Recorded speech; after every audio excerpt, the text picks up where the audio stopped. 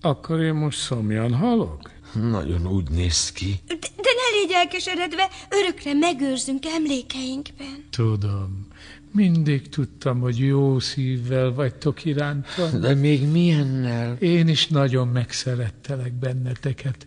Ha csak néhány napig nem láttalak benneteket, már szomorú voltam. Az élet kegyetlen. Így soha nem kerülhettünk igazán közel egymáshoz. De most bepótolom. Halálom óráján végrendelkezem.